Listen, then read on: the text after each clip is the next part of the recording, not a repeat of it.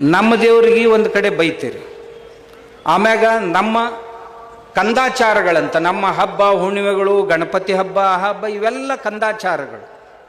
ಆಮ್ಯಾಗ ನಮ್ಮ ದೇವ್ರ ಮುಂದೆ ಅದನ್ನು ಮಾಡ್ತಾರ, ಇದನ್ನು ಮಾಡ್ತಾರ, ಹಂಗೆ ಮಾಡ್ತಾರ, ಹಿಂಗೆ ಮಾಡ್ತಾರ. ಪೂಜಾರಿಗಳಂದ್ರೆ ಇವರೆಲ್ಲ ದಲಾಲ್ರದಾರ ಅಂತಂದು ನೋಡ್ರಪ್ಪ. ನಮ್ಮ ದೇವ್ರ ಮುಂದೆನು ನಮ್ಮ ದುರ್ಗಾದೇವಿನೇ ಇರಲಿ, ದುರ್ಗಾ ಪರಮೇಶ್ವರನೇ ಇರಲಿ, ಯಾವ ದೇವರೇ ಇರಲಿ, ಅವ್ರ ಮುಂದೆ ಏನಾಗ್ತೈತಿ ಅದ್ರ ಬಗ್ಗೆ ನಾವು ಅದನ್ನು ಸಮರ್ಥನೆ ಮಾಡ್ಕೊಳ್ಳಂಗಿಲ್ಲ, ಪ್ರಾಣಿ ಬಲಿಯನ್ನು. ಆದ್ರೆ ನಮ್ಮ ದೇವ್ರಿಗೇನು ಮಾತಾಡಿದ್ರಲ್ಲ, ಇಷ್ಟ ಧೈರ್ಯ ಬಕ್ರಿ ಇದ್ದವ್ರ ಬಗ್ಗೆ ಮಾತಾಡ್ತೀರಿ.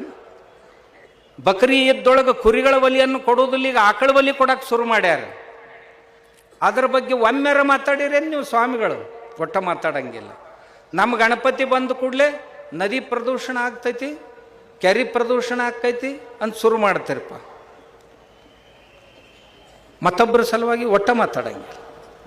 ನಮ್ಮ ಚಮತ್ಕಾರಗಳು, ನಮ್ಮ ಪವಾಡಗಳು ಏನರ ಹೇಳಿದ ಕೂಡಲೇ ಇವೆಲ್ಲ ಮೂಢ ನಂಬಿಕೆಗಳು, ಅಪನಂಬಿಕೆಗಳು ಅಂತ ಹೇಳ್ತಾರೆ. ಆ ಕ್ರಿಶ್ಚಿಯನ್ರ ಅಮೇರಿಕಾದಿಂದ ಬಂದ ಸ್ಟೇಜ್ ಮ್ಯಾಗ ಚಮತ್ಕಾರದ ಶೋಗಳನ್ನು ಮಾಡ್ತಾರೆ. ಇವತ್ತಿಂತ ನಾನು ಒಬ್ಬ ಸ್ವಾಮಿನೂ ಬಾಯಿ ಬಿಚ್ಚಿಲ್ಲ ಆ ಕ್ರಿಶ್ಚಿಯನ್ರ ಚಮತ್ಕಾರಗಳಿಗೆ. ಎಲ್ಲ ಆ್ಯಕ್ಟಿಂಗ್, ಅದು ನಾಟಕ ಮಾಡ್ತಾರೆ. ಆ ನಾಟಕದ ಬಗ್ಗೆ ಇವತ್ತಿನವರೆಗೂ ಒಬ್ಬ ಸ್ವಾಮಿನೂ ಬಾಯಿ ಬಿಚ್ಚಿಲ್ಲ. ಯಾಕ್ರಪ್ಪ? ನಂಬತ್ತಿಂದು ನಮ್ಮವ್ರಿಗೆ ಬೇಯಿದೇನು ಕಾಂಟ್ರಾಕ್ಟ್ ತೊಗೊಂಡಿರೇನು ನೀವು ಅಂತ ನಾ ಕೇಳಿದ್ದು. ಇದಕ್ಕಿಂತ ಹೆಚ್ಚಿಗೇನು ಕೇಳಿಲ್ಲ. ಆಮೇಲೆ ನಮ್ಮ ಧರ್ಮದೊಳಗೆ ದಿನಾಲು ನಿಮಗೆ ಆಶ್ಚರ್ಯ ಅನ್ನಿಸ್ತದೆ, ಪ್ರತಿ ವರ್ಷ ಒಂದು ರಾಜ್ಯದಲ್ಲಿ 45,000-50,000 ಹುಡುಗಿಯರು ಕಾಣೆ ಆಗ್ತಾ ಇದ್ದಾರೆ. ನೀವು ಬಹಳ ಲಕ್ಷ ಕೊಟ್ಟು ಕೇಳ್ರಿ, ಹುಡುಗಿಯರು ಎಲ್ಲಿ ಹೋದು? ಮ್ಯಾಕ್ಸಿಮಮ್ ಅತಿ ಹೆಚ್ಚು ಹುಡುಗಿಯರು ಲವ್ ಜಿಹಾದ್ನೊಳಗೆ ಹೋದು. ನಾವು ಇವರೇನು ದರಿದ್ರರಾದ ಒಂದರ ದಿವಸ ಈ ಲವ್ ಜಿಹಾದ್ ಬಗ್ಗೆ, ನಮ್ಮ ಮಕ್ಕಳ ಬಗ್ಗೆ ಮಾತಾಡ್ಯಾರೆ? ಎಲ್ಲಿಗೆ ಬಂದೈತಿ ಸ್ಥಿತಿ ಅಂತಂದ್ರೆ, ಈಗ ಸಮಾಜದೊಳಗೆ ಲಿಂಗಾಯತರ ಚರ್ಚ್ ಅಂತ ಬೋರ್ಡ್ ಹಾಕ್ಕೊಂಡ್ರು, ಬಡಿಗೇರ ಚರ್ಚು ಅಂತ ಬೋರ್ಡ್ ಹಾಕ್ಕೊಂಡ್ರು, ಲಂಬಾಣಿಗರ ಚರ್ಚು ಅಂತ ಬೋರ್ಡ್ ಹಾಕ್ಕೊಂಡ್ರು. ಅಂದ್ರೆ ಇಷ್ಟು ಮಂದಿನ ಧರ್ಮಾಂತರ ಮಾಡಿದರೂ ಸಹಿತ ನಿಮಗೆ ಅವ್ರ ಬಗ್ಗೆ ಒಟ್ಟ ಕಳ್ಕಳಿಲ್ಲ. ಇವ್ರು ಮತ್ತೆ ಬಾಲ ಯೇಸು ಪುರಸ್ಕಾರ ತಗೋತಾರೆ. ಇವರೇ ನಾನು ಹೇಳೋದು ಬಸವ ತಾಲಿಬಾನಿಗಳನ್ನು ಕುರಿತ ಹೇಳಕತ್ತೀನಿ. ಇವರು ಚರ್ಚ್ನೊಳಗೆ ಹೋಗಿ ಬಾಲ ಯೇಸುವಿನ ಪುರಸ್ಕಾರಗಳನ್ನು ತಗೊಳ್ತಾರೆ. ಅಂದ್ರೇನು? ಅವರಿಗೆ ಜಾಗ ಪ್ರಶಸ್ತ ಮಾಡಿ ಕೊಡ್ಲಕತ್ತಾರೆ. ಮಸೀದಿಗಳಿಗೆ ಹೋಗುವಂಗ ಜನರನ್ನು ತಯಾರು ಮಾಡೋದು ಲವ್ ಜಿಹಾದ್ದಿಂದ. ಅದಕ್ಕೆ ಹೋಗೋ ವಾತಾವರಣ ತಯಾರು ಮಾಡೋ ಕೆಲಸ ಮಾಡ್ತಾರೆ. ಯಾಕಂದ್ರೆ ಒಬ್ಬ ಸ್ವಾಮಿ, ಯಾರು ಗದಗಿನ ತೋಂಟದಾರಿ ಮಠಕ್ಕಾದಂಥ ಸ್ವಾಮಿಗಳು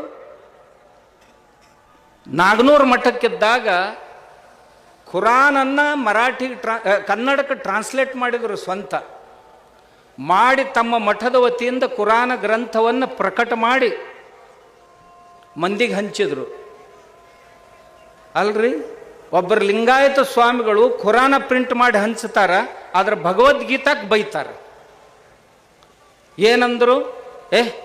ಭಗವದ್ಗೀತಾ ಯುದ್ಧ ಮಾಡಂತ ಹೇಳ್ತೈತಿ. ಒಬ್ಬ ದೊಡ್ಡ ಪಂಡಿತ್ ಬಂದಿದ್ದ. ಕೆಲವೊಂದು ಲದ್ದಿ ಜೀವಿಗಳು ಅದಾವ ಅದ್ರೊಳಗೆ, ಬುದ್ಧಿಜೀವಿಗಳಲ್ಲ, ಲದ್ದಿ ಜೀವಿಗಳು. ಸುತ್ತೂರಾಗ ಸಿದ್ದೇಶ್ವರ ಅಪ್ಪಗಳು ನಕ್ಷತ್ರ ಫಾರ್ಮ್ದೊಳಗೆ ಇದ್ದರು. ವಚನಗಳ ಮೇಲೆ ಚಿಂತನೆ ನಡೆದಿತ್ತು. ಒಬ್ಬ ಲದ್ದಿ ಜೀವಿ ಅಲ್ಲಿ ಬಂದಿದ್ದ. ನಾವು ಮಾತಾಡ್ಕೊತ ಕುಂತಿದ್ದೀವಿ.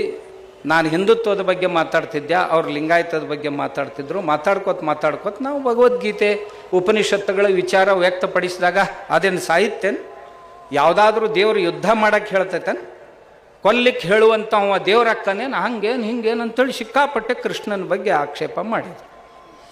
ಅಂದ ಕೂಡಲೇ ನಾನು ಅವಾಗೇನೂ ಅನ್ನಲಿಲ್ಲ. ಅವನು ಬಂದು ಸಿದ್ದೇಶ್ವರ ಅಪ್ಪಗಳಿಗೆ ಹೇಳಿದೆ, ಅಪ್ಪವ್ರ ಆ ಲದ್ದಿ ಜೀವಿ ಹಿಂಗಿಂಗ ಮಾತಾಡ್ತಿದ್ದನ್ರಿ, ಕೃಷ್ಣ ಯುದ್ಧ ಮಾಡಕ್ಕೆ ಹೇಳ್ತಾನ, ಹೊಡಿ ಅಂತ ಹೇಳೋರು ಎಂದರ ದೇವ್ರಾಕ್ಕರೇನು ಅಂತ ಕೇಳಿದ. ಆಮ್ಯಾಗ ಭಗವದ್ಗೀತಾ ಯುದ್ಧ ಮಾಡು, ಹೊಡೆದಾಡು, ಸಂಘರ್ಷ ಮಾಡು ಅಂತ ಹೇಳೋದು ಇದು ಅಧ್ಯಾತ್ಮ ಗ್ರಂಥ ಆಕೈತೇನು ಅಂತ ನಾ ಬುದ್ಧಿಯವ್ರಿಗೆ ಹೇಳಿದೆ. ಅಪ್ಪಗಳು ನನಗೇನಂದ್ರು, ನಾಳೆ ಮುಂಜಾನೆ ಅವ್ರಿಗೊಂದು ಪ್ರಶ್ನೆ ಕೇಳ್ರಿ. ಏನಂತ?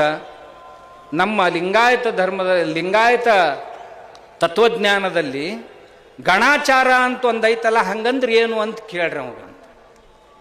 ನಮ್ಮ ಮರುದಿವ್ಸ ಮುಂಜಾನೆ ಆ ಲದ್ದಿ ಜೀವಿ ಕೇಳಿದೆ, ಈ ಪಂಚಾಚಾರಗಳಲ್ಲಿ ಗಣಾಚಾರ ಅಂತ ಒಂದು ಐತಲ್ಲ, ಅದ್ರದ್ದು ಏನು ಕೆಲಸ ಅಂತ ಕೇಳಿದೆ.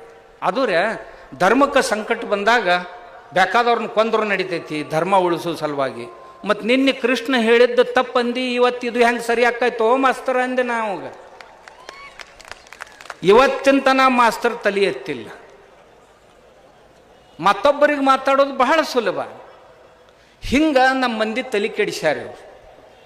ನಾ ಈ ಮಾತುಗಳನ್ನು ಯಾಕೆ ಹೇಳಿದೆ ಅಂತಂದ್ರೆ ಹಿಂಗೆ ಮೇಲಿಂದ ಮೇಲೆ ಮಾಡ್ತಿರ್ತಾರೆ.